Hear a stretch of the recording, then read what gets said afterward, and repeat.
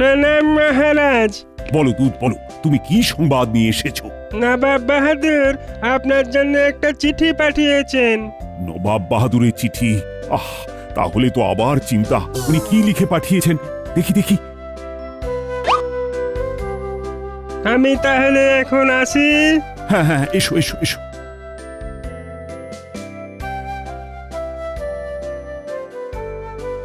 সবাই হাঁ করে তাকিয়ে আছে, চিন্তায় মুখ কালো। কি সংবাদ এলো চিঠিতে? খারাপ নাকি ভালো? আরে তোমাদের অত চিন্তা করার কোনো কারণ নেই। অত্যন্ত ভালো সংবাদ এসেছে, যাকে বলে সুসংবাদ। নবাব বাহাদুর আমাদের সকলকে নিমন্ত্রণ করেছেন। নিমন্ত্রণ মানেই তো খাওয়া দাওয়া। হ্যাঁ, জমিয়ে ভুরি ভোজ। নবাব বাহাদুর আর বেগমের বিবাহ বার্ষিকী উপলক্ষে আগামী রবিবার বিরাট অনুষ্ঠান। কৃষ্ণনগরের গ্রামবাসীদেরকেও নিমন্ত্রণ করেছে। বাবা, তাহলে তো ইলাহি আয়োজন। কাঙাল ভোজনে এত খরচ না করে যদি আমার মতো গরিবের দিকে একটু মুখ তুলে চাইতেন মহারাজ। কি বললে? না না না, কিছু না কিছু না। শোনো শোনো শোনো, আগামী রবিবার দুপুর বেলা নবাব বাহাদুরের বিবাহ বার্ষিকী উপলক্ষে সকল প্রজাদের নিমন্ত্রণ রইল। শোনো শোনো শোনো। 31, 32, 33। এই ভর সন্ধেবেলা ওঠ বস করছো কেন গো? বলি তোমার মাথা ঠিক আছে তো? একদম 34। ওই তোমাকে যে কচি কচি শশা কেটে নিয়ে আসতে বললাম, তা এনেছো? হ্যাঁ এনেছি। এই আম যে মুড়ি মেখে ফেলি বলো। আরে না না না না, এখন আমি শুধু শশা খাবো আর ব্যায়াম করব। ব্যায়াম করব আর শশা খাবো। এ তো মহা মুশকিল। কি কারণ সেটা তো বলবে। আরে আরে শোনোনি, আগামী রবিবার আমাদের সবার মুর্শিদাবাদে নিমন্ত্রণ আছে। নবাবী ভোজ খাবো বলে কথা। একটু একটু ব্যায়াম বৈঠক করতে হবে না? যদি মুক্ত না ছড়িয়ে আমাদের পড়ে থাকা 3 বিঘা জমিটা গিয়ে চষো না। তাও তো নিজেদের একটু উপকার হয়। দোকান থেকে ধান চাল কিনে খেতে হবে না। এমনি কথাটা মন্দ বলেনি, ভেবে দেখবো। দাও তো শশার বাটিটা দাও।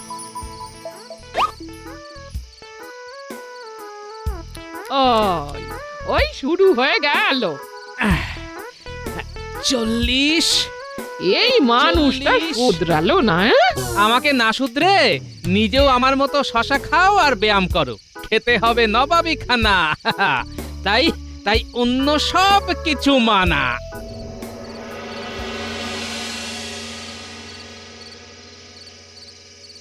যাত্রা শুরু হোক। পিছনে গরুর গাড়ি আছে, তাই খুব দ্রুত গাড়ি টানার দরকার নেই। সাধারণ গতিতে গেলেও আমরা আগামীকাল সকালের মধ্যেই পৌঁছে যাব। আপনি ঠিকই বলেছেন মহারাজ। আজ শনিবার সন্ধেবেলা কৃষ্ণনগর থেকে রওনা দিচ্ছি। আমরা কালকে সকালের মধ্যে মুর্শিদাবাদ পৌঁছে যাব।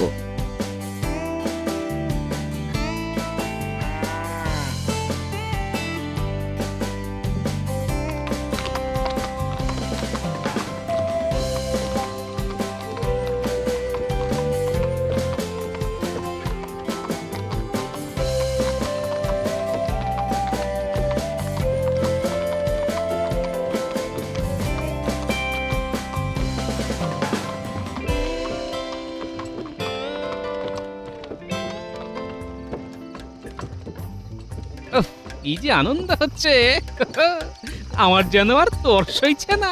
ওই আবার তোমার শশা খাওয়া শুরু হয়ে গেল।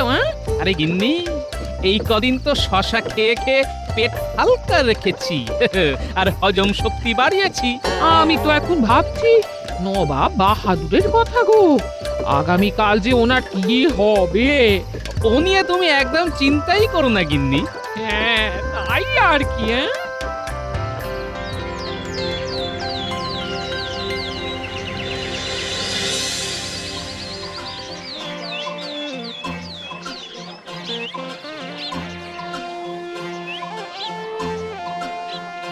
আরে আরে, এই তো কৃষ্ণচন্দ্র, আমি খুব খুশি হয়েছি। আমিও খুশি হয়েছি। আপনারা আমাদের বিবাহ বার্ষিকী উদযাপনের দিন উপস্থিত হয়েছেন। কিন্তু জাহাপানা, আমরা যে কৃষ্ণনগরে সবাইকে নিমন্ত্রণ করেছিলাম, লোক সংখ্যা তো অত বেশি মনে হচ্ছে না। আসলে সবাই তো যে যার নিজের কাজে ব্যস্ত থাকে, তাদের মধ্যে যাদের একটু হাত ফাঁকা আছে তারা এসেছে। বেশ বেশ, আরে আর কত দাঁড়িয়ে দাঁড়িয়ে কথা বলবে? উচিত তোমরা সবাইকে নিয়ে ওখানে যাও। আচ্ছা জাহাপানা।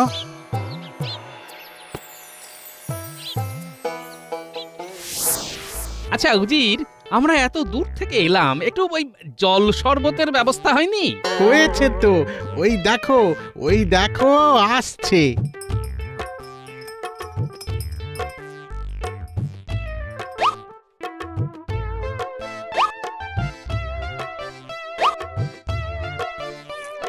বাবা কি হ্যাংলা রে। আচ্ছা আচ্ছা, তোমরা সবাই জিরিয়ে নাও, বেলায় সবাই মহলে চলে এসো, বিবাহ বার্ষিকী উদযাপন হবে। বেশ বেশ বেশ, আপনি আপনি আরো শরবত পাঠিয়ে দিন। হ্যাঁ, এত ভালো বানিয়েছেন, একটাতে পোষালো না, বুঝলেন? বেশ বেশ বেশ। এই এই এ কি করছো কি? তুমি থামো তো। মহারাজ, আপনিই বলুন, আমরা তো এখানে খেতে এসেছি। হ্যাঁ, তা এসেছি। নবাব বাহাদুর তো নিমন্ত্রণ করেছেন। ব্যাস, তাহলে সকল রাজ্যবাসী শুনে নাও, তোমরা তোমরা কেউ কোনো রকম লজ্জা করবে না, কেমন?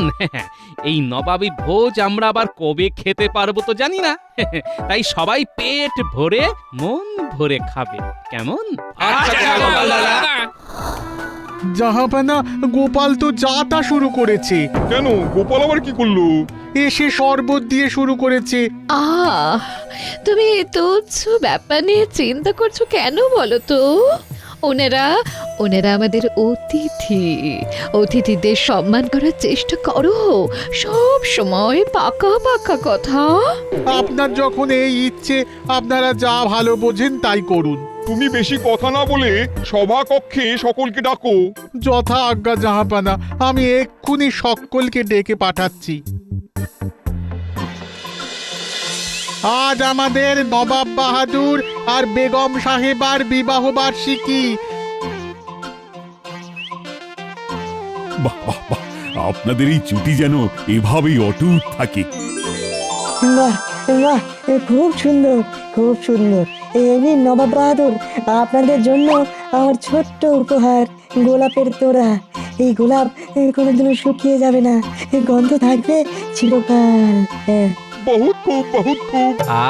খাবারের কি সুন্দর সুবাস ভেসে আসছে, এতেই তো খিদে পেয়ে গেল। ওই শুরু হয়ে গেল। এবার ভোজনের সময়। আপনারা সকল নিমন্ত্রিত অতিথিগণ প্রাঙ্গণে গিয়ে আসনে বসুন। সবাইকে বসিয়ে খাওয়ানোর বন্দোবস্ত করা হয়েছে। হ্যাঁ, এই তো এই সময়টার জন্যই তো অপেক্ষা করছিলাম। চলুন নবাব বাহাদুর, আপনিও বসে পড়ুন। হ্যাঁ, তা বসে পড়লেই হয়। চলুন নবাব বাহাদুর, তাহলে আর দেরি কেন, আমরা সবাই বসে পড়ি।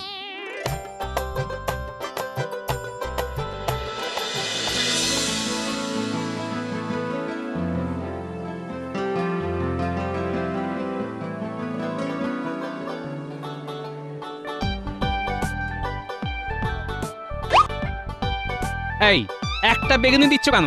আমরা না অতিথি? না না, আরেকটা দিচ্ছি, আরেকটা দিচ্ছি। হ্যাঁ, গোপালকে আরেকটা বেগুনি দাও। বেশ মুচমুচে হয়েছে কিন্তু।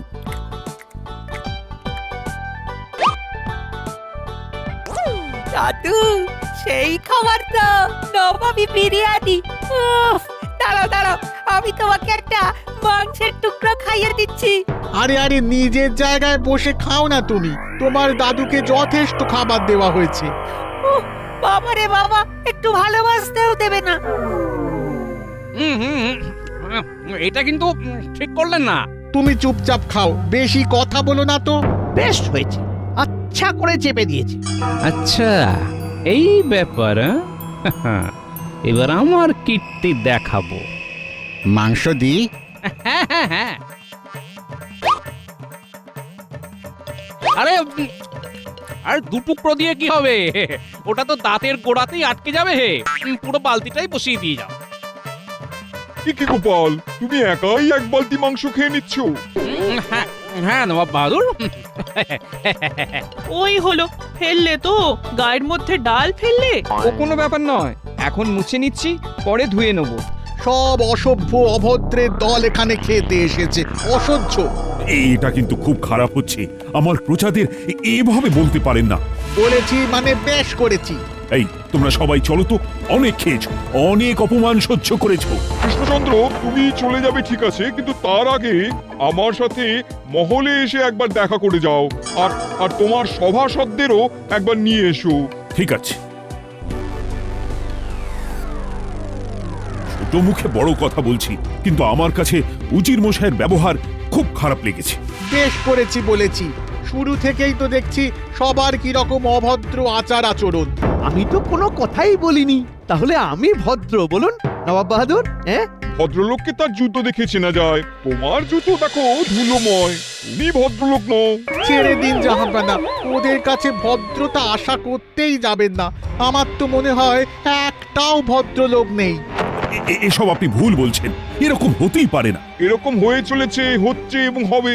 তুমি নিজের দিকে তাকিয়ে দেখো, একজন ভদ্র রাজা হলে তুমি আমার মুখে মুখে চোপা করতে যেতে না।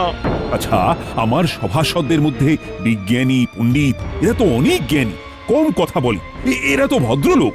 জ্ঞানী মানেই ভদ্রলোক, এটা তুমি প্রমাণ করতে পারবে? বই পড়ে ভদ্রতা শেখা যায় না।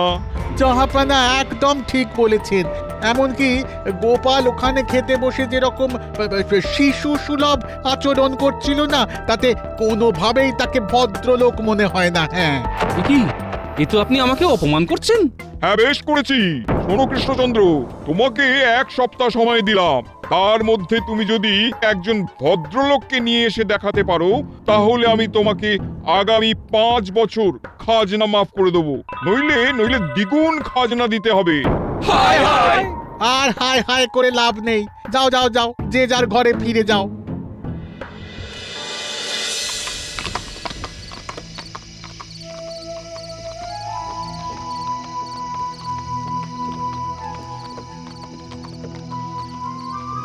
দেখলে তো তোমার অত নোলার জন্য রাজ্যের কত বড় ক্ষতি হয়ে গেল।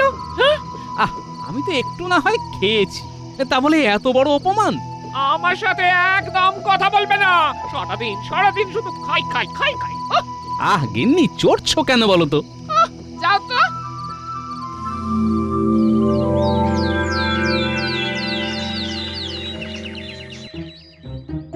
দেখো গোপাল, আমি সব সময় তোমাকে সমর্থন করব এটা তুমি ভেবো না। তুমি একটু পরিমিত খেতে পারতে। হ্যাঁ, সব ঝামেলার সূত্রপাত গোপালের খাওয়া থেকেই শুরু হয়েছে। তার উপর ওর ওই আদরের নাতি গুলটের ওরকম ভাবে মাংস নিয়ে ছুটে আসা।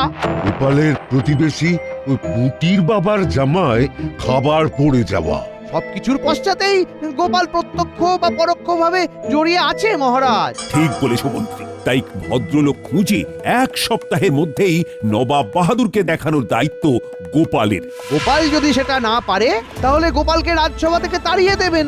হ্যাঁ, ঠিক বলেছো। আর মন্ত্রী মশাই, আমি যদি সেটা করে দেখাতে পারি, তাহলে আমি স্বেচ্ছা অবসর নেব।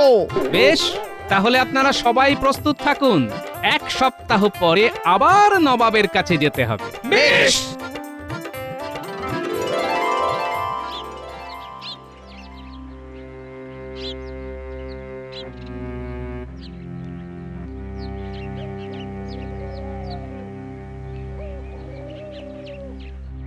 কি গোপাল দাদা, তোমার চোখে মুখে এরকম বিষণ্ণতা ফুটে উঠছে কেন? আর কি করব বলো, এখন তো সব দোষ আমার, তাই আমাকেই ভদ্রলোক খুঁজে আনতে হবে। তা তুমি এই বলদ নিয়ে কোথায় যাচ্ছ? হ্যাঁ, আর কোথায় যাব, এই একটু চান করতে নিয়ে গেছিলাম। বীজ ধান বোনা হয়ে গেছে, এখন তো আর কোনো কাজ নেই। তা এখন এ কি করে? খায় দায় ঘুমোয়, আর সারাদিন হাম্বা হাম্বা করে। কি বললে? সারাদিন একটাই ডাক ডাকে, হাম্বা হাম্বা? হ্যাঁ, ওরা তো আর বিড়াল নয় যে মিউ মিউ করবে, আর মানুষের মতন কথাও তো বলতে পারে না। তা এখন তো তোমার কয়েক মাস এই বলদ কাজে আসবে না। আমাকে দাও না কদিনের জন্য, আমিও তাহলে একটু চাষাবাদের কাজ করতে পারি আর কি। বাহ, বেশ ভালো তো। ওকে একটু 2-3 বার খেতে দিলেই হয়, খুব বাধ্য। বেশ বেশ, তাহলে তো আমার চিন্তা মিটেই গেল। তাহলে আর কি, নিয়ে যাও। এই যা, গোপাল দাদার সাথে যা।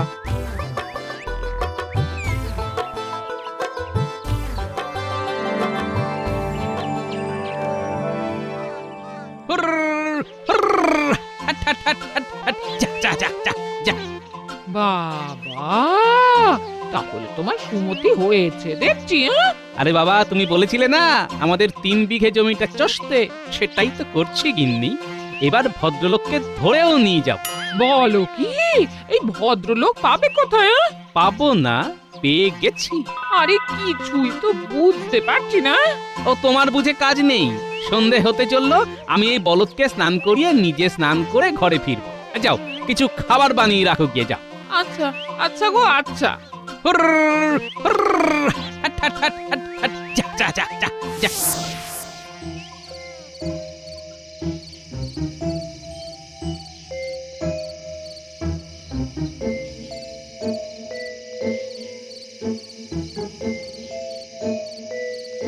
এ কি গোপাল, তোমাকে না ভদ্রলোক খুঁজতে বলা হয়েছে, আর তুমি গরু চড়াচ্ছ? এটা গরু না, বলদ। সে যাই হোক, তোমাকে যে কাজ দেওয়া হয়েছে সেটা না করে এসব করছো কেন? মহারাজ, আপনি শুধু দেখবেন 1 সপ্তাহ পরে আমি ভদ্রলোক খুঁজে নিয়ে যেতে পেরেছি কি পারিনি। দেখেছেন মহারাজ, গোপালের কত বড় চোপা দেখেছেন? ওর মুখের গুলি তো বন্দুকের গুলির থেকেও বেশি জোরে যাচ্ছে। তুমি এত চিন্তা করছো কেন? না করতে পারলে তো ওর চাকরি যাবে। চলো আমরা এদিকে যাই।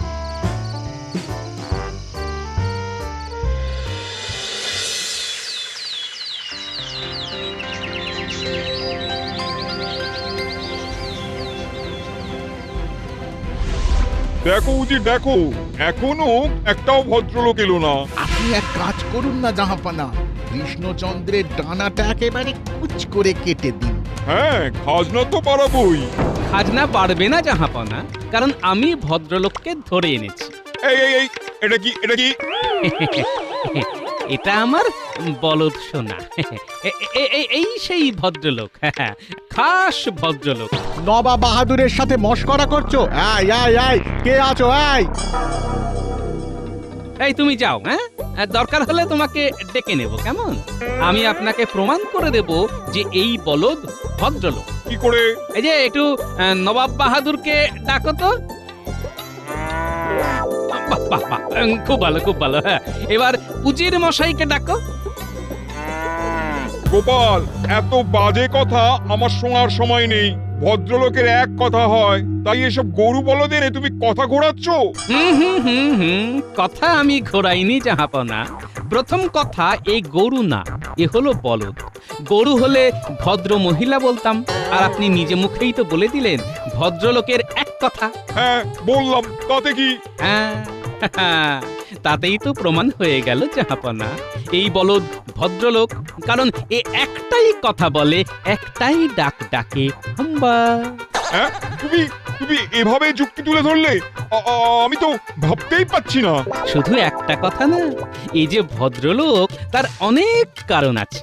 ভদ্রলোককে জুতো দেখে চেনা যায়, এর তো জুতো নেই কিন্তু খুর আছে। আর দেখুন দেখুন, শুধু খুর না, সারা দেহ চকচক করছে, রোজ স্নান করে। আর কি? আর যে ভদ্রলোক, সে বুঝতে পারে তার জীবনের উদ্দেশ্য অন্যের সেবা করা, নিজেকে সেবা করা নয়। এই বলদ অন্যের জমিতে চাষ করে, এতে নিজের কোনো স্বার্থ নেই। বেশ, আর ভদ্রলোক সদাচারী, অর্থাৎ সৎ আচারনিষ্ঠ হয়। ঠিক আমার এই বলদও কোনো চুরি ডাকাতি, মিথ্যে কথা বলা, কোনো রকম অসৎ কাজের সাথে যুক্ত নয়। আর সর্বোপরি ভদ্রলোকের এক কথা, আর আগেও বলেছি, এই একটাই কথা বলে। বুঝতে পেরেছি। এবার আপনি প্রমাণ করুন যে এ অভদ্রলোক। না মানে, আমি কোনো মানে হয়ে গেল, এবারও গোপাল দাও মেরে দিল। তাহলে আপনার কথা মতো আপনি 5 বছরের খাজনা মাফ করে দিন, নইলে বুঝবো আপনি নিজেই ভদ্রলোক নন, আর সারা মুর্শিদাবাদে রটিয়ে দেব জাহাপনা। না না, এক্ষুনি আমি কাগজে লিখে দিচ্ছি, তোমার বুদ্ধিমত্তায় আমি প্রসন্ন। তুমি প্রকৃত ভদ্রলোককে নিয়ে এসে আমাকে দেখিয়েছো। আরে বাবা।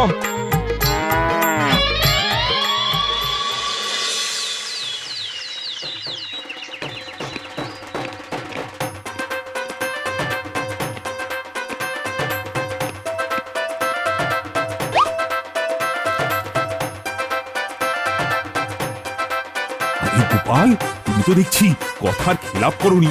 এই বলদি তার মানে ভদ্রলোক। হ্যাঁ মহারাজ, ভদ্রলোকের এক কথা। আর আমি আশা করি মন্ত্রীমশাইও তার কথা মতন এবার স্বেচ্ছা অবসর নেবেন, নইলে বুঝবো উনি অভদ্র। ইয়ে মানে মানে মহারাজ, আমার কিডনি না খেয়ে মরে যাবে মহারাজ।